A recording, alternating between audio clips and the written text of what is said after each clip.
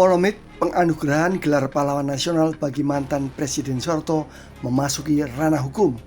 Politikus PDIP Ripka Ciptaning dilaporkan ke Badan Reserse Kriminal Baris Krim Polri.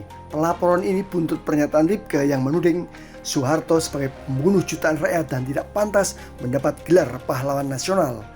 Koordinator Aliansi Rakyat Anti Hoax Muhammad Iqbal menegaskan bahwa laporan tersebut tidak mewakili keluarga cendana, melainkan murni inisiatif masyarakat sipil yang menolak penyebaran informasi yang dinilai menyesatkan. Iqbal mempertanyakan dasar pernyataan Ripka, sebab hingga kini tidak pernah ada putusan hukum yang menyatakan Soeharto bersalah dalam pembunuhan jutaan rakyat. Pernyataan keras Ripka Ciptaning mengacu pada tragedi pembunuhan massal terhadap anggota atau simpatisan PKI dan pihak-pihak yang dituduh terlibat G30S pada tahun 1965. Redaksi Suara.com mengutip laporan rahasia mingguan John WK, koleksi laporan mingguan Kedubes AS yang terbit pada 30 November 1965. Terdapat indikasi bahwa Jenderal Soeharto mendukung atau bahkan memerintahkan eksekusi massa terhadap pendukung atau anggota PKI di beberapa provinsi. Karena itulah pernyataan Ripka yang berbuntut pada laporan ke polisi mendapat reaksi di media sosial.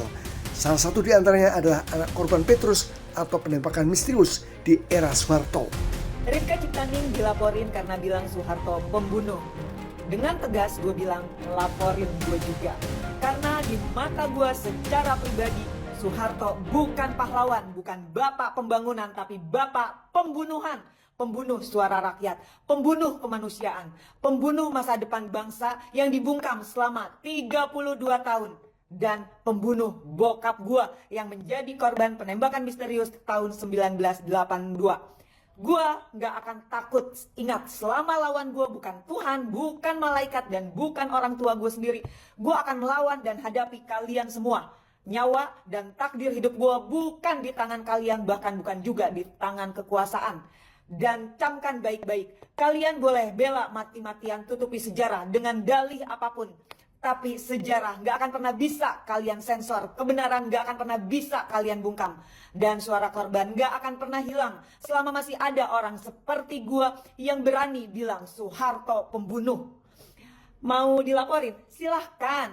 Tapi kalian harus ingat baik-baik. Suatu hari nanti sejarah yang kalian lindungi itu sendirilah yang akan mengadili kalian semua.